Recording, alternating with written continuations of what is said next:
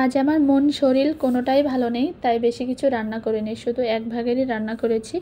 কাঁঠালের দানা দিয়ে মাংস দিয়ে রান্না করেছি, আর আলু আর রসুন তো আমাদের থাকবেই রান্নার মাঝখানে।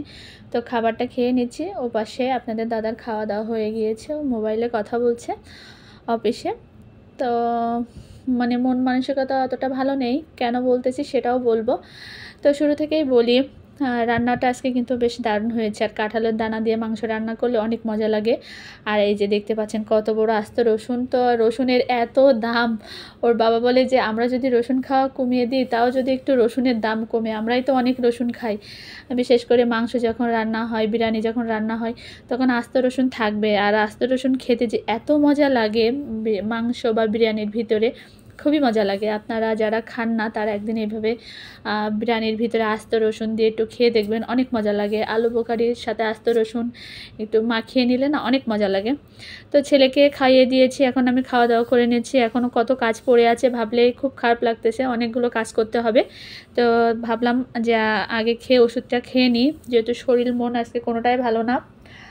আর জানি না আমার মেডিসিনও প্রায় শেষ পর্যায়ে যাইতে পারবো কিনা, সব কিছু চিন্তা করে মন মাথা খুবই খারাপ, কাজ করতেছে না। এই গ্লাসটা দেখতেছেন কত বড় একটা গ্লাস। তো অনেকে ভিডিওর মধ্যে গ্লাসের কথা জিজ্ঞাসা করেন, খুবই ভালো লাগে কারণ গ্লাসটা অনেক বড়। আমার 1 কেজি জল ধরে এই গ্লাসটাতে। আমি এটা ভারত থেকে নিয়ে এসেছিলাম। আর আপনাদের দাদা বলতেছে যে তোমার এই গ্লাসের জল একবার খাইলে আর মনে হয় না দ্বিতীয়বার আবার জল খাবো, অনেকক্ষণ থাকা যায়। আসলে গ্লাসটা অনেক বড়, অনেক শখ করেই নিয়েছিলাম। আর একটা মন্দিরের পাশ থেকেই নিয়েছিলাম, ওই মন্দিরেই যাচ্ছিলাম, সেখানে বাতলো, তো ওখান থেকে গ্লাসটা আমি নিয়ে নিলাম, আমার ভালো লাগলো, নিয়ে নিলাম।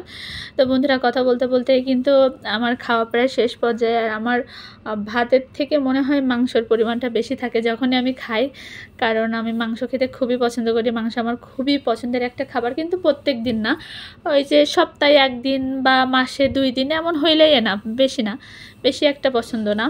তা আমি খুবই পছন্দ করি মাংস খেতে। আর একটু হইলে হয় না, অনেকটা খাই। একবার খাইলে 3-4 পিস অনায়াসেই ভালোভাবে বড় বড় খেয়ে নিতে পারি।